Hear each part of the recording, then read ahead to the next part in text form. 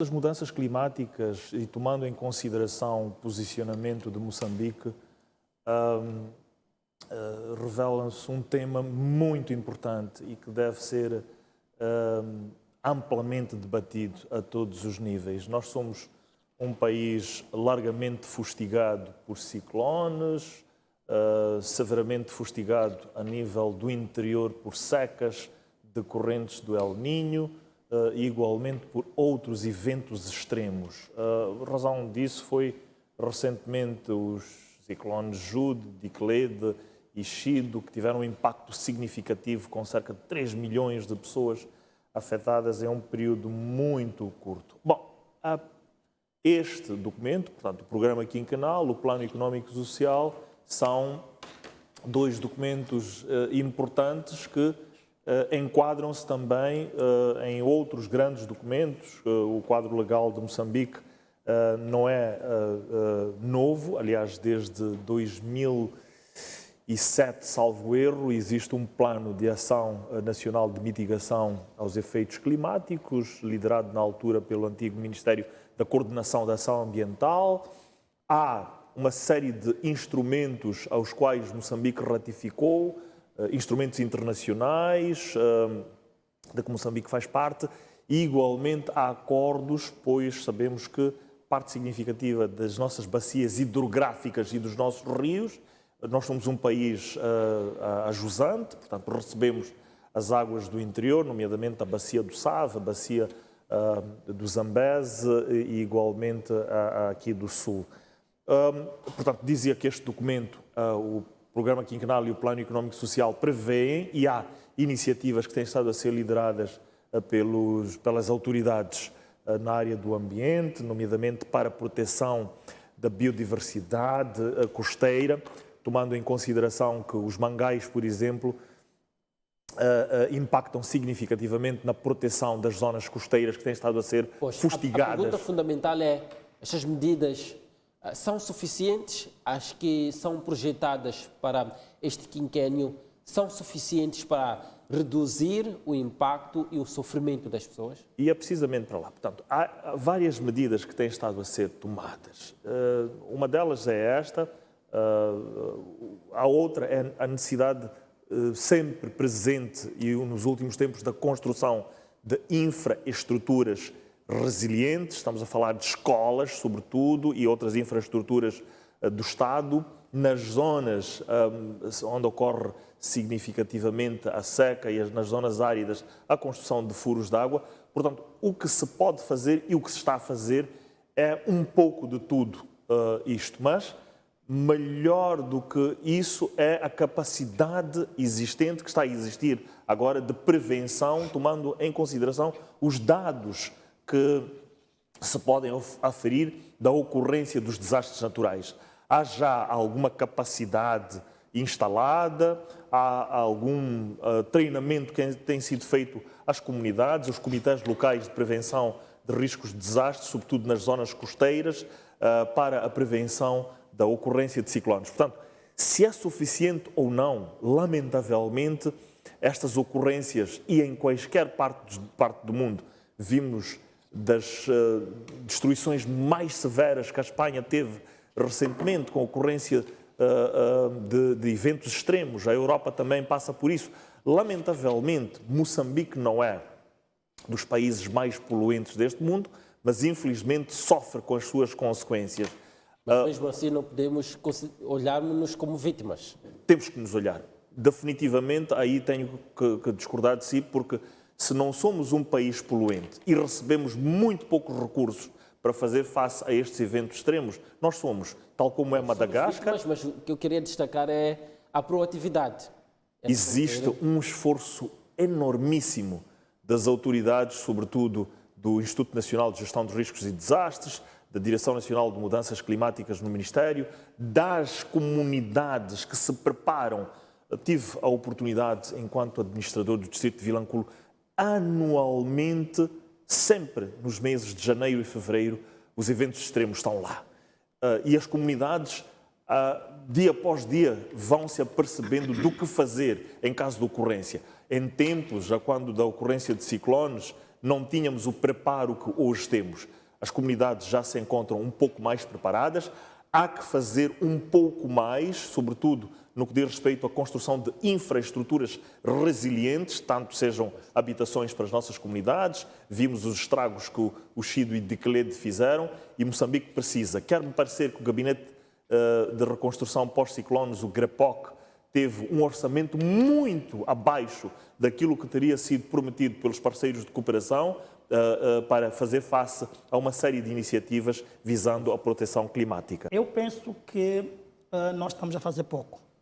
Estamos a fazer pouco do ponto de vista institucional, estamos a fazer pouco do ponto de vista de investimentos, estamos a fazer pouco do ponto de vista de prevenção e tudo isto conta para a quantidade de vítimas humanas e materiais que nós vemos a cada ciclo chuvoso, por exemplo, a cada época que nós temos aqui com estes problemas climáticos.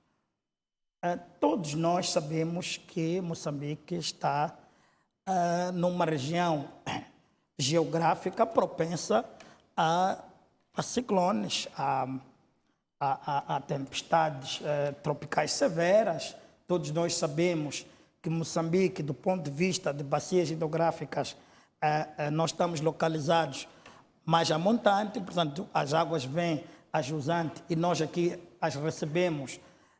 E todos nós temos consciência disso. E a pergunta que se faz sempre é: o que é que estamos a fazer? O que é que o governo está a fazer? O plano quinquenal do governo, infelizmente, apresenta, mais uma vez, algumas descrições básicas de vontades. Olha, reduzir o tempo de previsão de 60 dias, de 90 dias para 120 dias, o que é que acrescenta do ponto de vista de valor concreto? O que é que acrescenta isto? Não acrescenta absolutamente nada. Por quê? São 30 dias adicionais e o fenômeno é seca. Sim, mas temos isso todos os anos. A minha questão é, passa para 120 dias. Perfeito. Mas o que é que nós fazemos? A população que está na zona de exposição, ela há 120 dias já tem conhecimento que haverá uma seca severa no mês X ou haverá uma chuva intensa no mês X. Mas o que é que nós fazemos? Absolutamente nada. Vamos a questões mesmo muito simples. Nós temos a questão das inundações, que acontece sempre. Perdemos machambas, perdemos áreas enormes de cultivos e etc. Mas não estamos conscientes de que nós, constantemente, se chover a jusante, nós teremos consequências. O básico é começarmos a pensar em barragens, em grandes centros de retenção de água, que, nesta perspectiva, vamos reter a água, usamos no tempo seco, e no tempo de chuva nós temos, estamos a poupar. Estão a faltar projetos estruturantes. Estão a faltar projetos estruturantes, mas mais do que faltar projetos estruturantes, há uma incapacidade clara do governo, portanto, a falta de pessoas capazes de olhar para isto, enfrentar estes problemas, olhar para a geopolítica do país e daí criar mecanismos de nós podermos ganhar alguma coisa com isso. Estamos aqui a dar exemplo, por exemplo, das chuvas. Chove a jusante, e é normal, aqui na zona sul da África Austral, sempre há chuvas. As águas entram para o território moçambicano, o que é que nós fazemos? Nós permitimos que as águas inundem as pessoas. E no tempo das secas, nós reclamamos porque não temos chuvas. Ou seja, não estamos a fazer o devido aproveitamento do excesso. Qual é a vossa proposta, exata? É investir em barragens, tornar o país capaz de ter grandes infraestruturas de retenção. Eu acho que não é suficiente, não, o que tem estado a ser feito até agora. O que o governo apresentou como perspectiva de estratégia de contenção de desastres naturais não me parece ser alguma coisa razoável para aquilo que nós temos estado a assistir durante os últimos anos. Pois, se olharmos para exemplos de países como o Japão, que acabaram adaptando-se à natureza do território que pertencem, houve uma certa planificação que permitiu que as intervenções fossem minimizar, tanto as intervenções do governo em relação à questão climática mesmo, mas também como adaptação. da população em relação aos problemas climáticos. Ora, vejamos, se nós pararmos para imaginar há quanto tempo nós vivemos a situação das mudanças climáticas e de uma forma especial aqui na zona centro, onde tem sido vítima de várias estas questões climáticas, estes desastres climáticos, nós podemos verificar claramente que há um sentido de planificação muito baixa.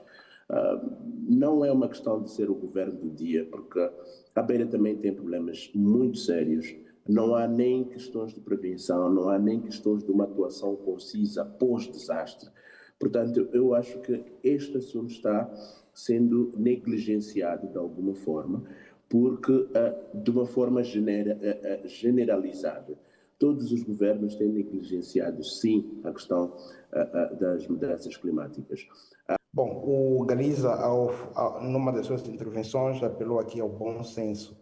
E porque eu quero pautar pelo bom senso, vou logo dizer que, teoricamente, as medidas apresentadas no plano quinquenal podem ser consideradas suficientes, mas saindo do plano teórico e indo para o plano real, quero apresentar aqui as fragilidades deste plano em 6 pontos. O primeiro ponto tem a ver com a lacuna na implementação e operacionalização destas medidas que estão neste plano quinquenal. Se não, vejamos, há aqui falta de detalhamento, por exemplo, dentro do próprio plano, de políticas setoriais que vão lidar com ações executivas, cronogramas, métricas e sucessos para muitas partes para a execução destas atividades. E outro aspecto nesse ponto não menos importante é a incapacidade ou a insuficiência de quadros ao nível dos governos locais capazes de olharem para estes projetos e materializar. Há uma incapacidade de recursos humanos qualificados e de verba para exercer estas atividades. O segundo aspecto tem a ver com a dependência excessiva do financiamento externo. Sabemos todos nós que a questão do financiamento de ações de mudanças climáticas, principalmente num país como Moçambique, 80% do seu financiamento, 80% dos financiamentos de projetos climáticos vem de doadores externos. Estes doadores externos, a qualquer momento, em função dos interesses, podem muito bem cortar estas doações, por exemplo, numa situação de crises globais, de guerras em determinados países. Mas também há uma outra coisa que eu acho que é pior, que é a falta de alocação do orçamento doméstico. Dentro do nosso orçamento doméstico, se formos a reparar o bolo direcionado para estas ações, é insignificante em função das necessidades que este setor precisa. O terceiro ponto que tem a ver é mesmo com os conflitos entre as metas definidas de desenvolvimento e o de sustentabilidade. Aqui você encontra um cenário de expansão do gás natural, onde o plano de exploração do gás em Cabo Delgado, por exemplo, mina as metas de mitigação com riscos de emissão de metano e que por si só vai criando uma degradação, e a narrativa de combustíveis de transição também entra aqui em